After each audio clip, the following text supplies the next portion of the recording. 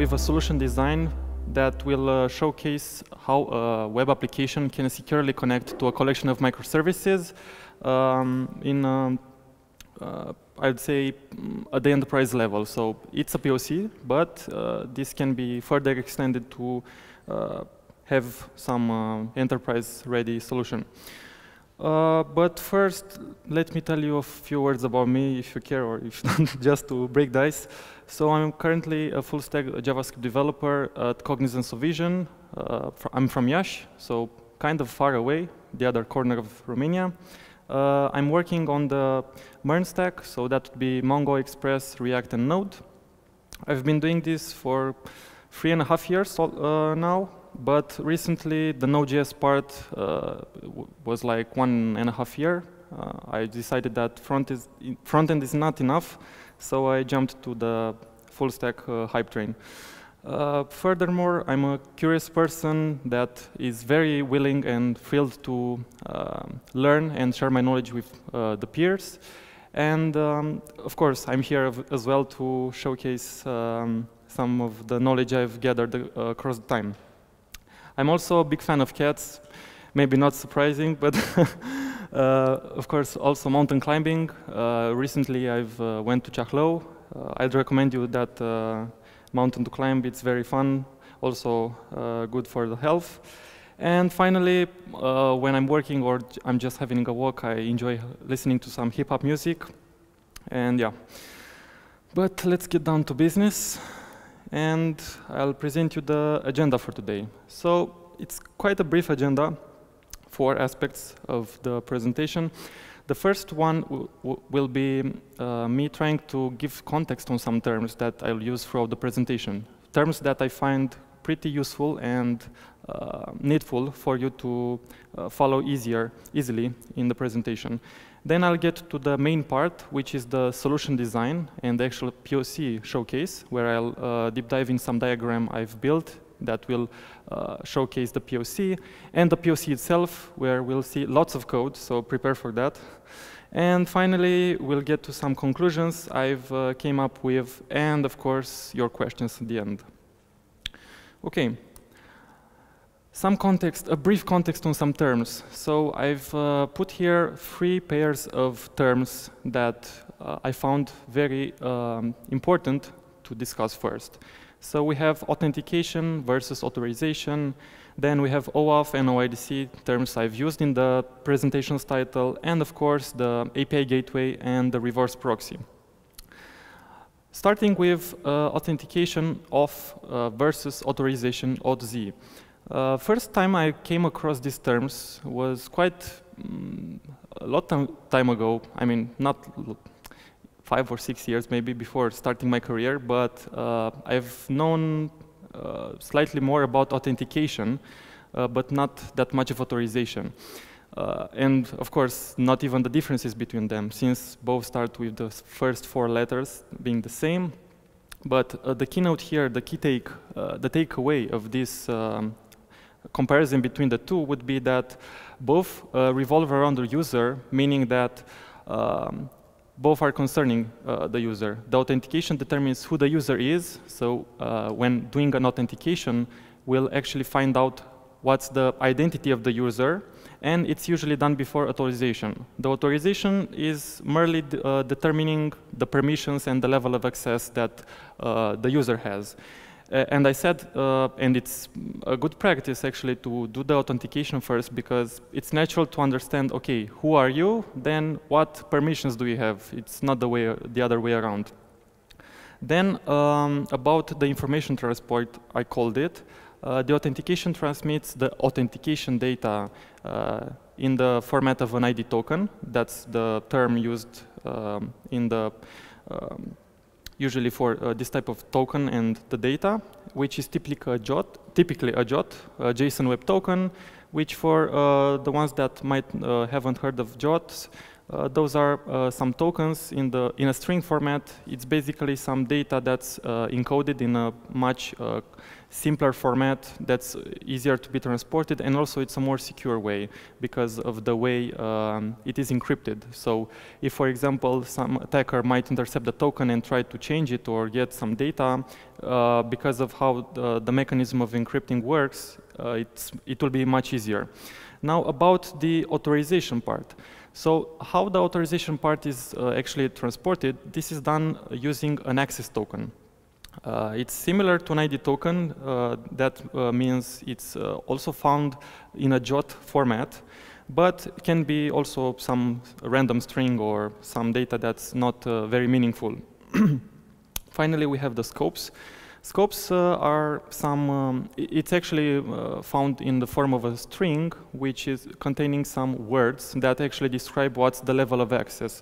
So I'll show you in the demo as well, but to give you an example, some example of scopes could be email and profile. That would mean that we have access to the user's email and the profile. The profile would mean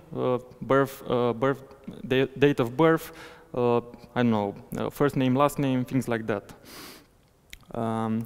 Following, we have another pair of terms I've put up here, which are dependent on the terms I've just presented, so that's why I chose this order.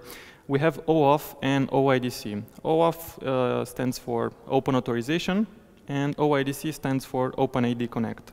Both of them are actually protocols. This means that somewhere on the internet there is a standard for them, and there are some certain steps you need to follow in order to implement deauthorization and authentication, because Open Authorization is meant for authorization and OIDC is for authentication. And now, what's the deal with them? What actually means? Because, okay, OAuth authorization, OIDC authentication. Actually, OAuth, and I'll try to say this long phrase, the long explanation, but I'll give you an easier example. But OAuth actually makes that a third-party application can get access to the user's resources without actually caring about the username and password. So for example, my application wouldn't need to care about my username and password and create and save something in the database. And the best example for this one, and you definitely came across this scenario, is, for example, if you get to some application, let's say eBay, for example, and you have an option there to sign in as, to sign in with Google or Facebook or Twitter.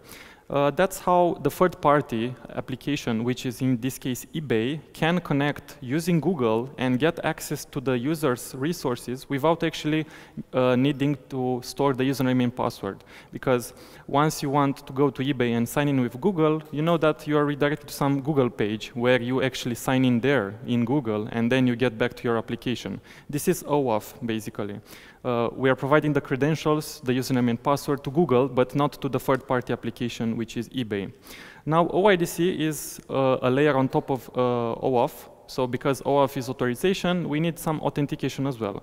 And authentication means the user basic information, who the user is, so the profile usually. Okay.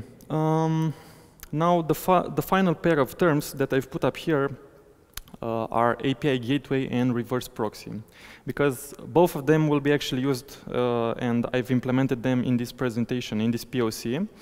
The API gateway is a service that's used for cross-cutting concerns, and those cross-cutting concerns are meant to actually solve one problem that might span across multiple services, but in one place. So, for example, if we want to have the authentication and authorization of multiple services, we can do so by having this API gateway. By its name, gateway is sitting behind the gateway sits the collection of services, and before getting access to them, you can have this authentication and authorization there.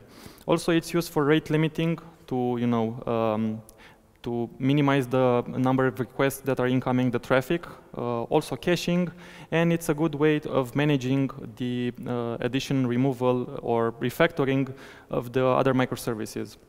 There is an example of API gateway service, which is Kong.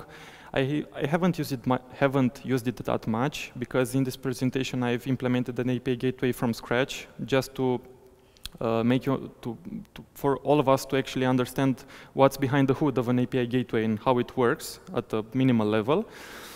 But following with the other term, which is the reverse proxy, this one is a server that's actually used in order to forward some requests to the appropriate backends. What this means is that, for example, if a user knows about a website, a web application that I'm hosting somewhere, it knows its domain. So I don't know, example.com, the classic name.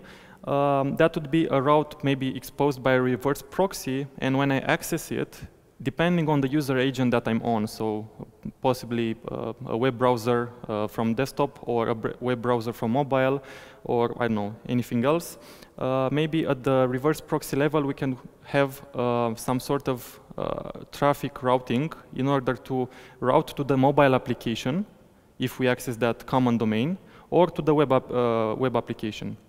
Also, we can definitely have also caching there and things like similar things to API gateway. Sometimes both of them are both of them have some similarities, but are used in some certain scenarios depending on the need.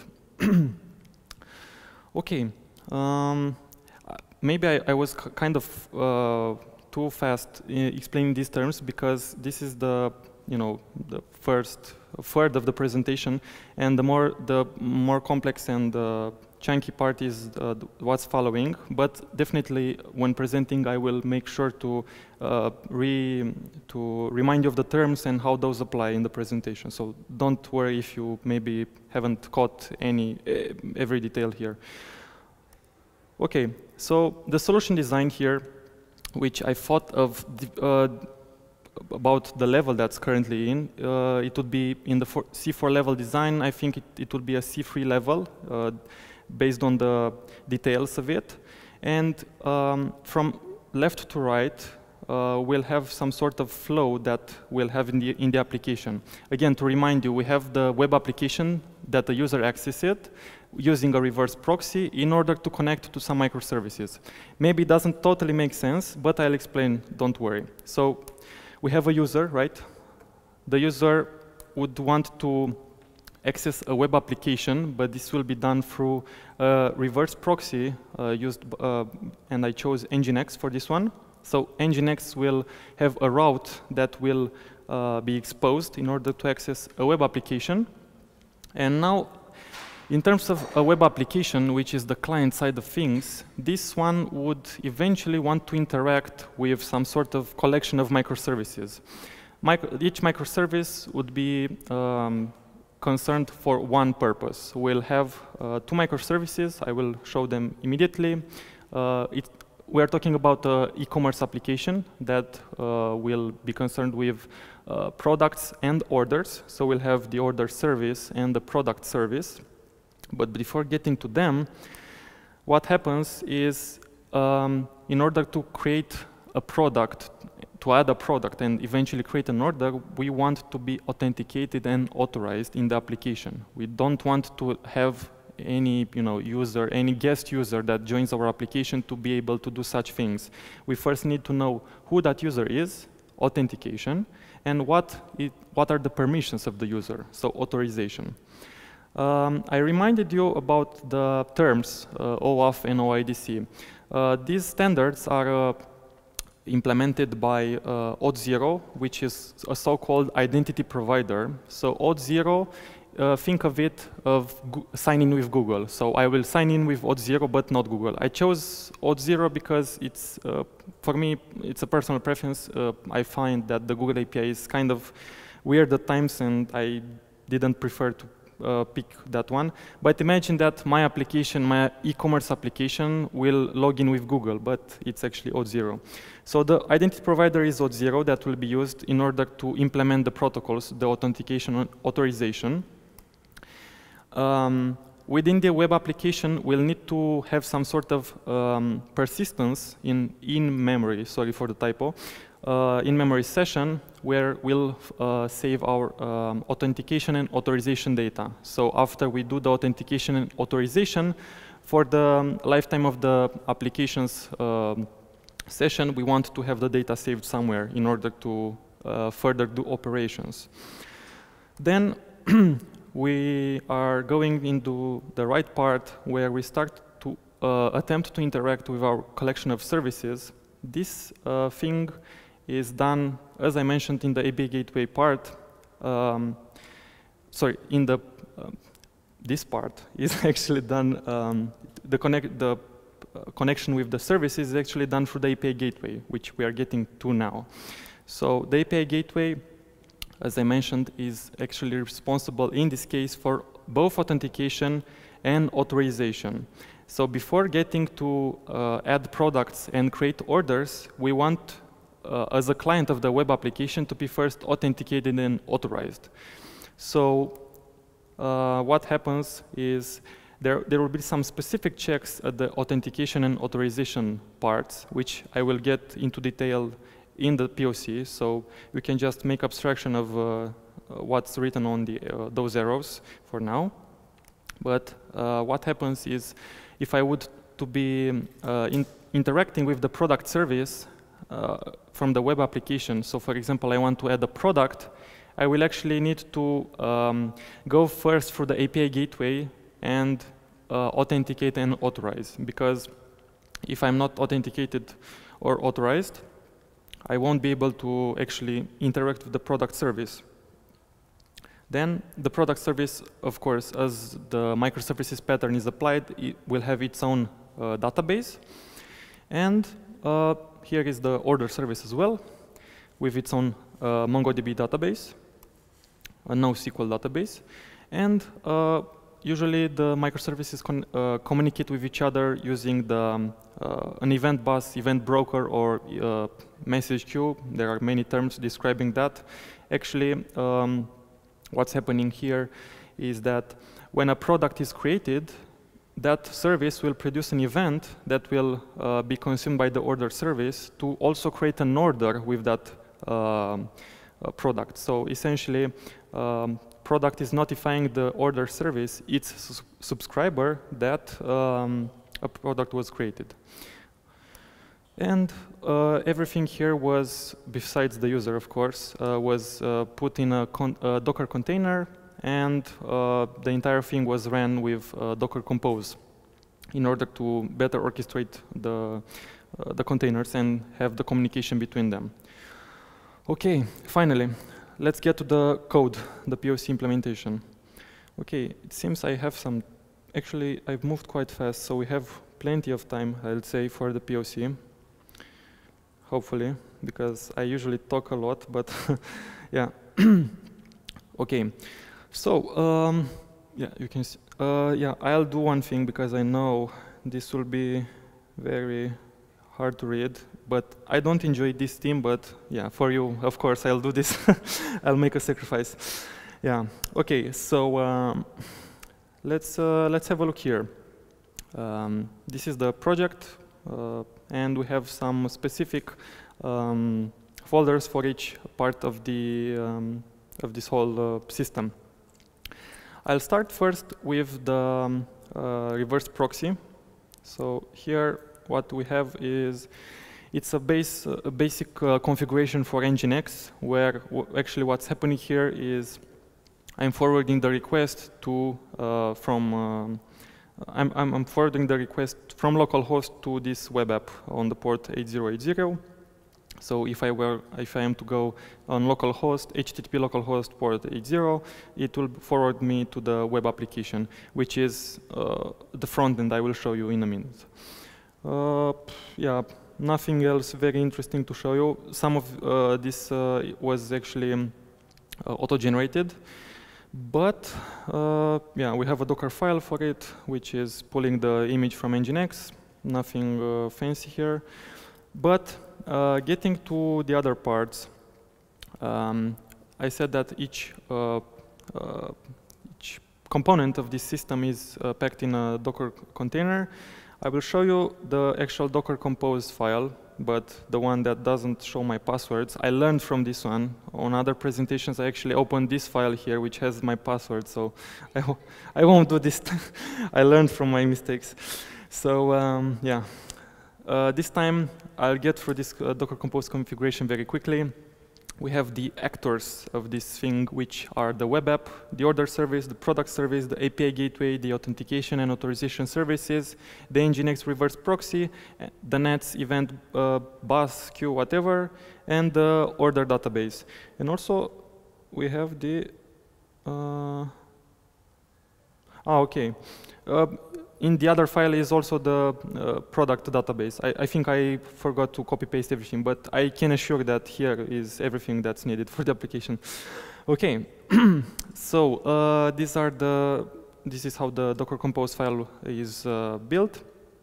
And now, because I haven't shown anything visual, and maybe for front-end enthusiasts this is painful already to watch, I'll run the project and brief you on what's happening here.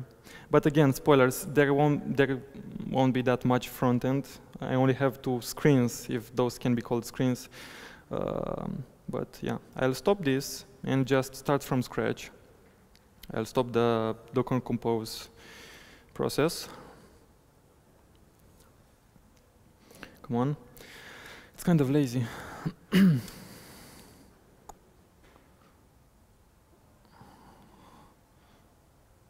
Okay. So, we are in the project folder where we have the Docker Compose file. And what I'll do now is I'll run the Docker Compose build, which will build all of my images from this Docker Compose file I've put up. So that will happen right now. Let me also. Okay. Yeah, not that much to see, but it's fine. Things are happening. It's okay. Docker Compose. Then, because I've built my images, I need to actually run the containers. So Docker Compose up. And here, there are a bunch of things happening. As you can see, we have the nets thing, the order database, the Nginx reverse proxy. Those are actually ran in a specific order. When I started doing this presentation, I haven't known about Docker Compose. But what I think this is, I haven't searched, but there is something interesting here, depends on. I think when you put this depends on, Docker Compose actually has some sort of, smart way of deciding the order of the services, because, for example, you don't want to have the order service ran without the order DB already ran, something like that, I imagine. Okay, but enough of that. Let me go to the code.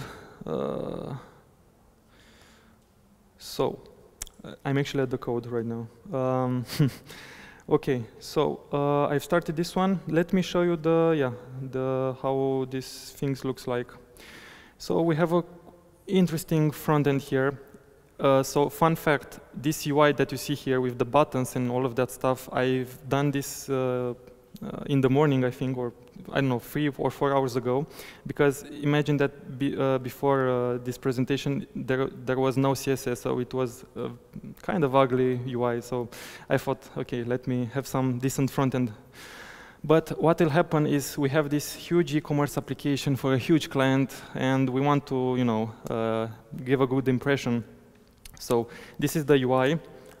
It's a simple form where you add a product and a price for the product, and automatically you'll have an order added to your database. And before going to the actual demo, I'll start by showing you the bits and pieces of the code. So I'll start with the front-end part. So if I go to app, this is the index.html part.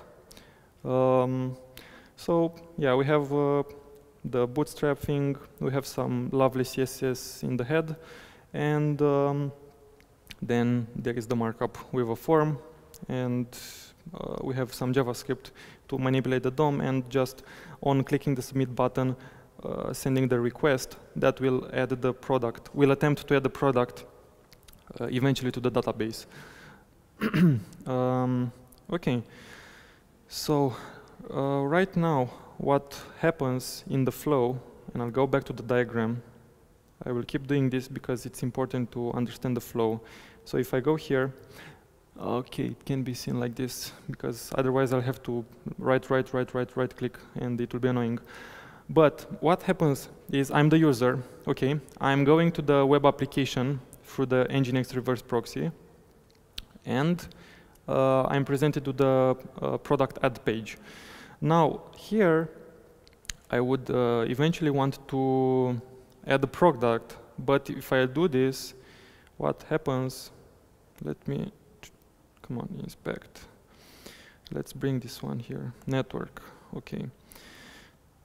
So if I do this, I don't know, toy, and 1, 2, 3, 4, what happens is that the product will be actually added.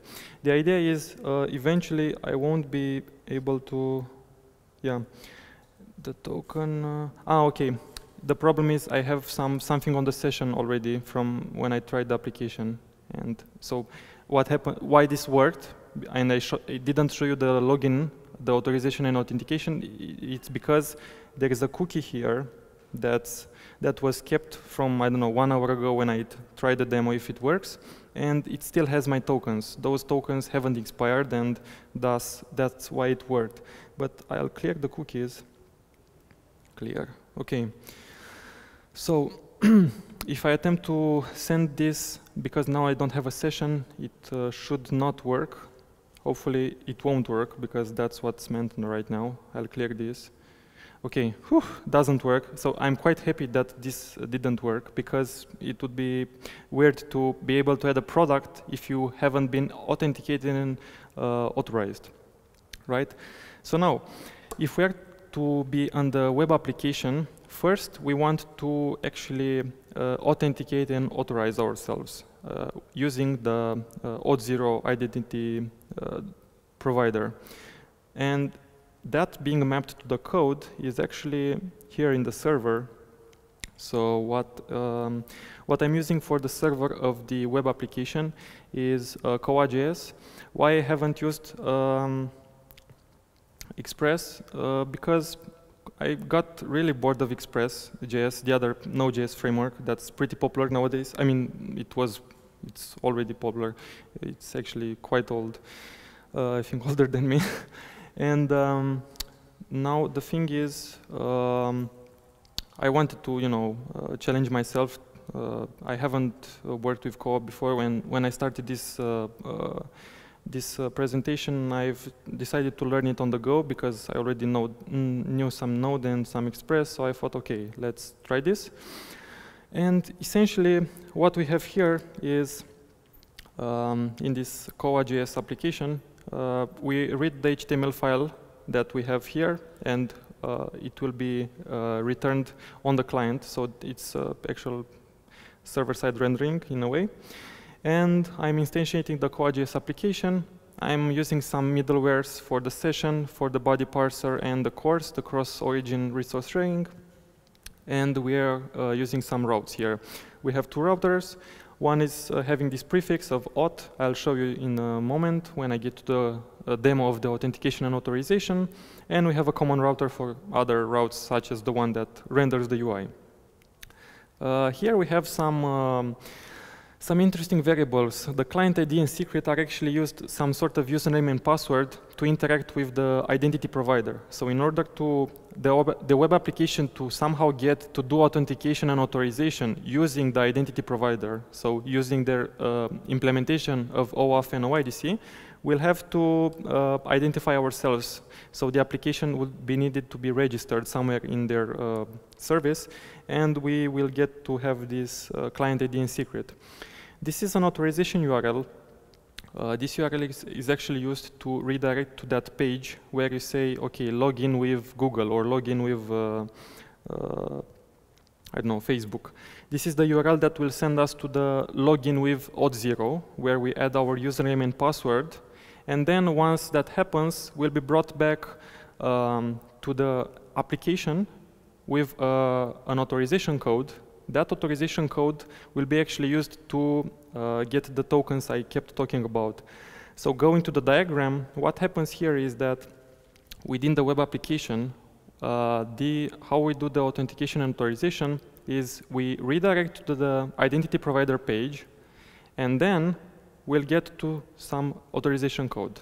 And let me show you that, because maybe it didn't make sense at all.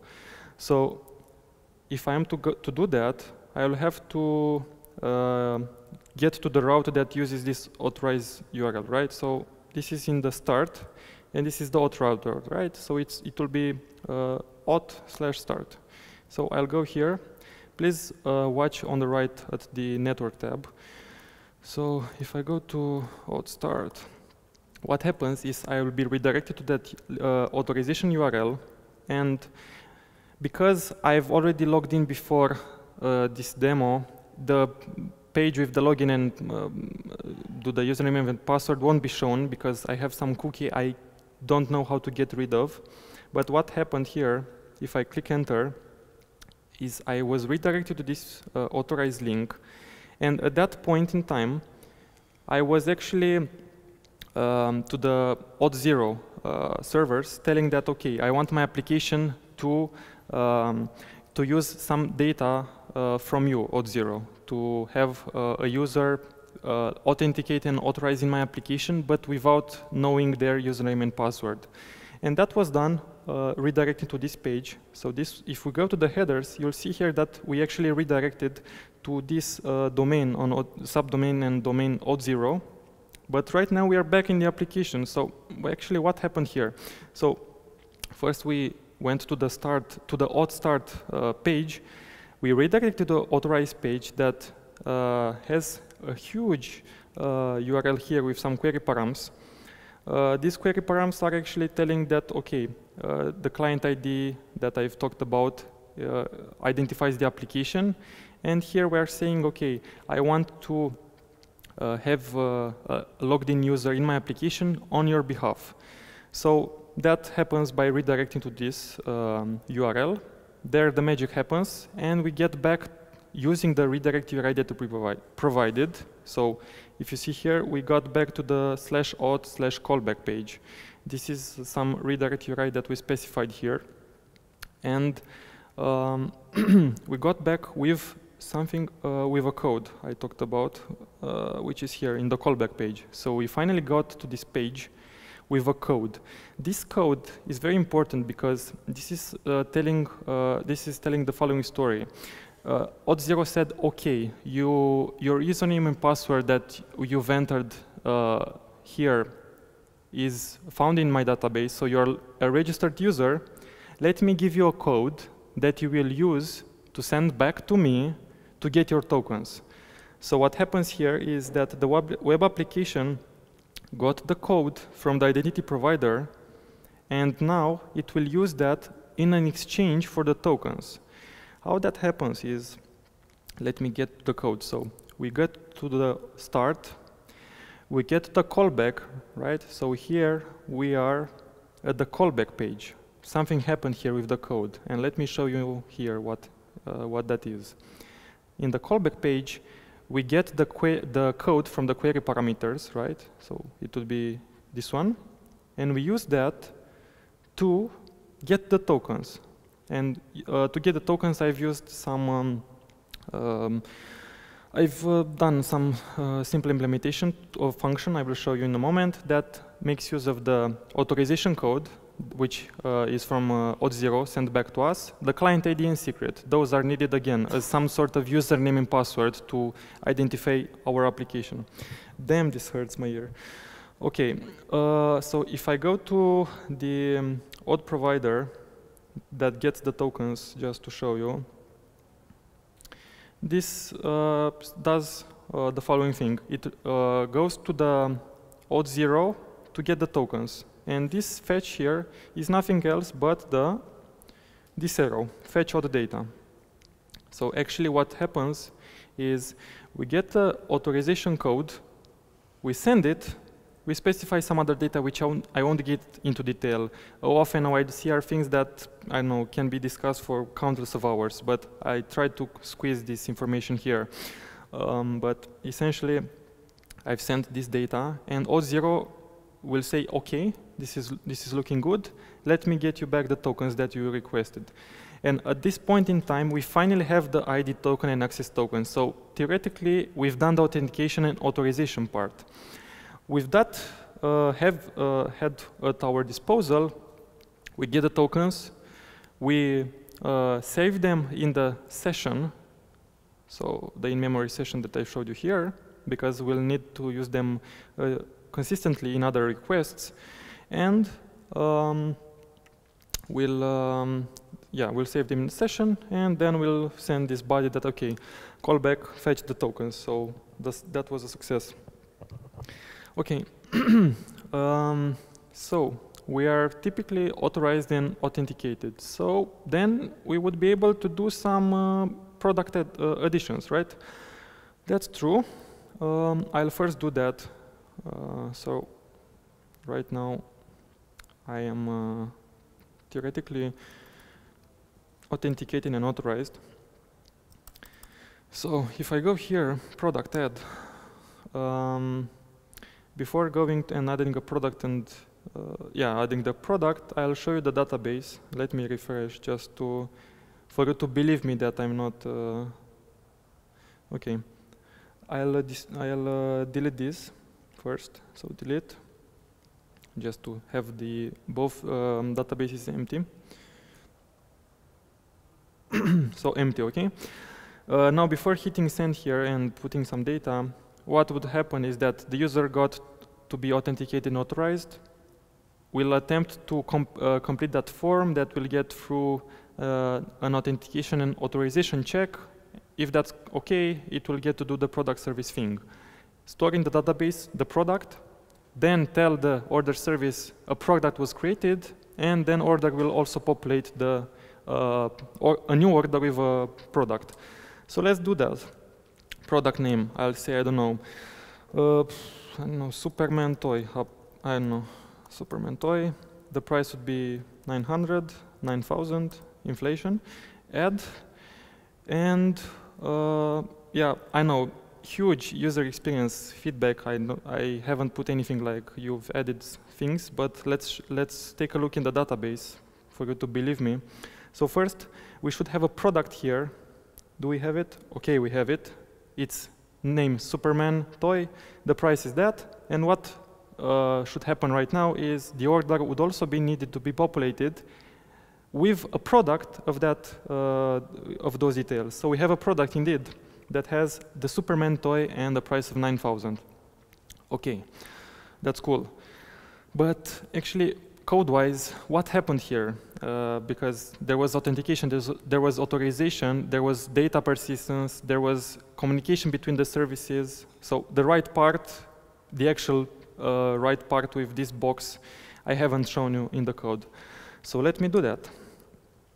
Now, first of all, we have to go to the API gateway, right? From the, if you see here in the route of the web application, in the product route, we are going to interact with the API gateway first to add the product. So what happens, this bit of logic here is actually mapped to the web application calling the API gateway that should be finally going to the product. So we are actually having some routes in the API gateway that are to be finally sent to the product or order service through the authentication and authorization.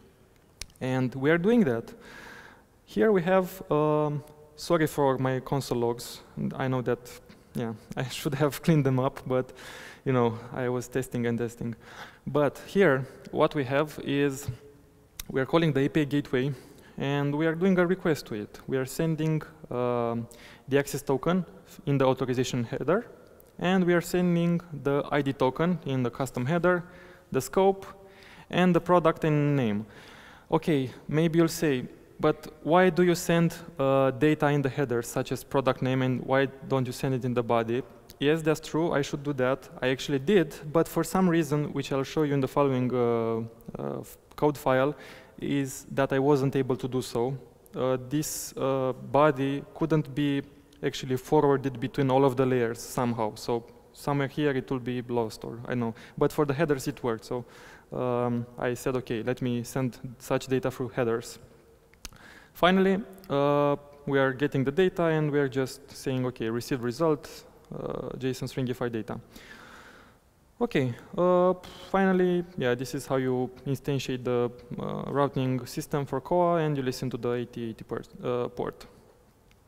Okay, now we call the gateway, but let's actually look at the gateway.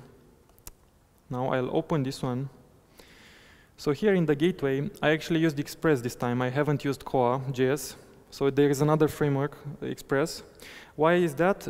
Because here, line 5, there is this package, HTTP proxy middleware, which I'll explain in a minute what that does. But this package actually wasn't supported somehow by Koa. I found some package that's used in Koa, but it was kind of deprecated. So I said, okay, let me go use the Express, which has a pretty good package that's maintained, and switch back to Koa once I can.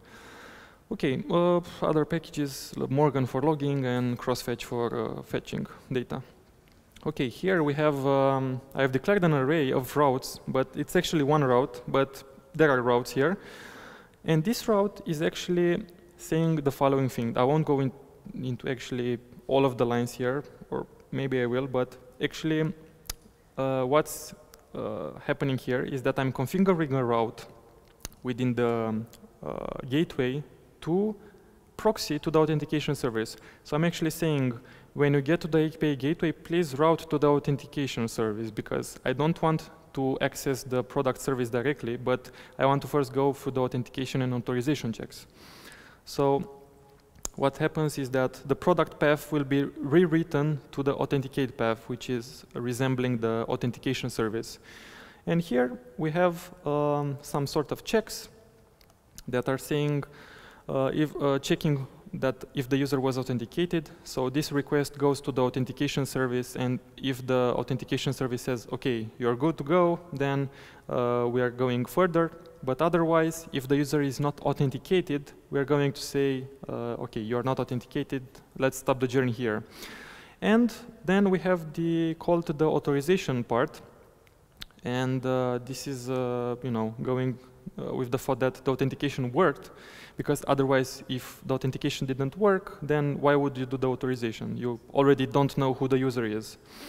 Going to the authorization part, we are extracting the access token from the authorization header, and we are just proxying it again through the authorization service. We're sending it again bearer access token. We're also sending the scopes. The scopes, I think, the scopes that I'm using are the basic ones. So OpenID email profile. We have access to the email and the profile of the user. And finally, we are doing the authorization part. Again, if this didn't work, we are saying you were authenticated, but you're not authorized. So this means that I know who you are, but I don't know what permissions do you have. So we cannot grant you access to the product service here, which is this part. So I also added a very useful comment, I guess. All good, proceed to access product data. So if both authentication and authorization worked, we are going to do the product part. Okay, let me get to the product and order services, because I'm kind of getting out of time, and maybe you have questions, or you just got bored, who knows. But if I'm to go to wait, I said, okay, the order.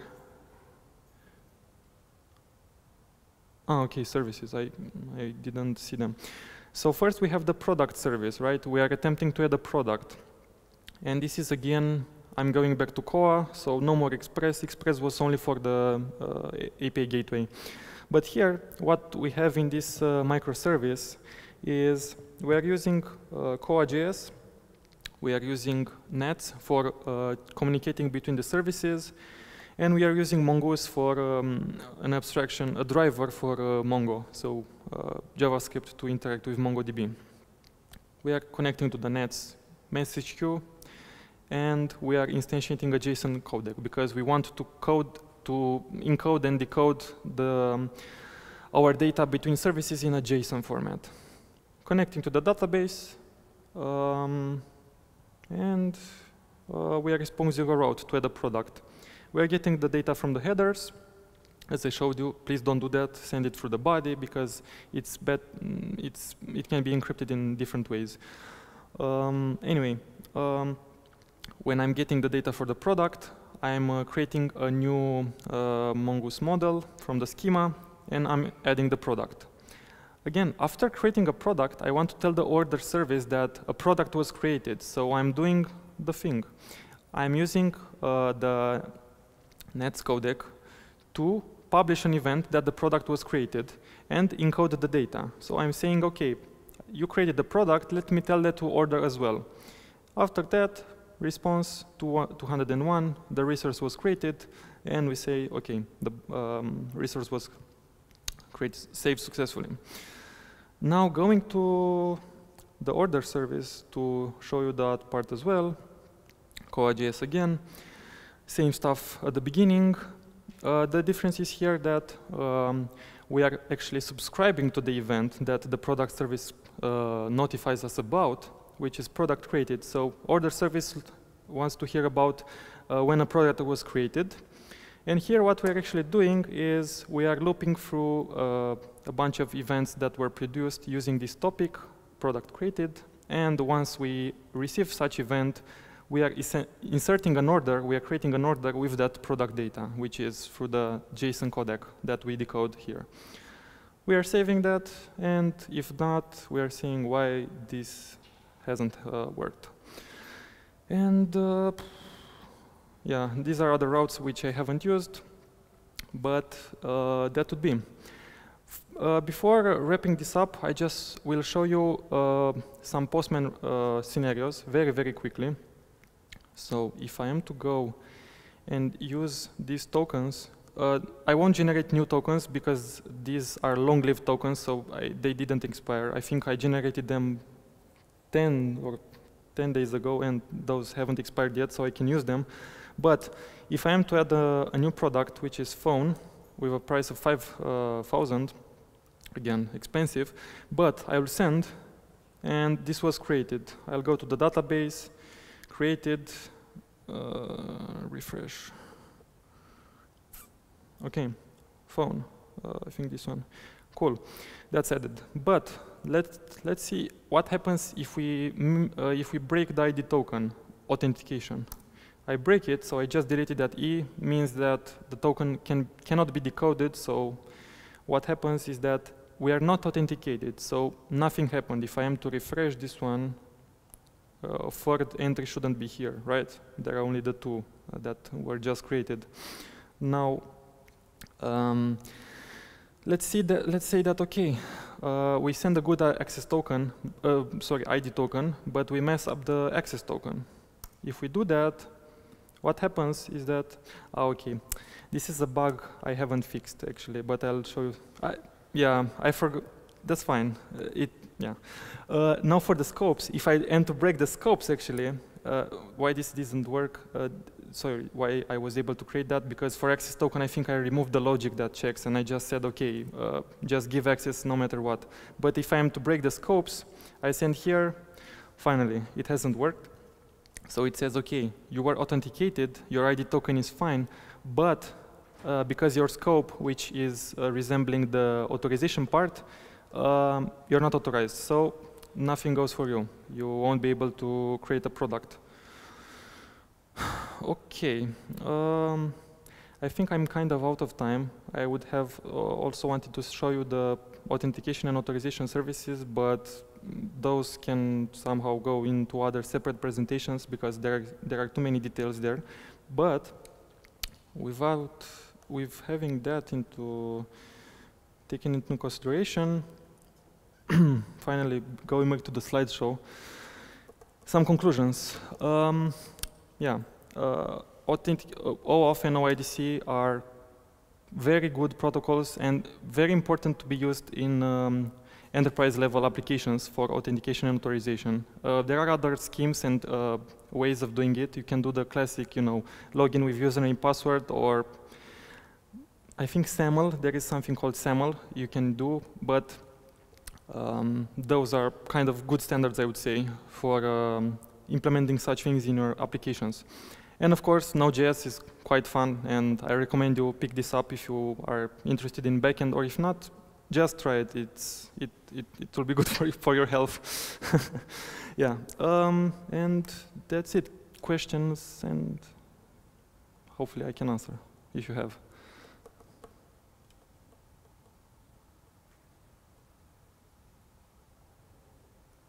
It will be fine if I am to pick someone random and just, okay, do you have any questions? I can ask you if you have any.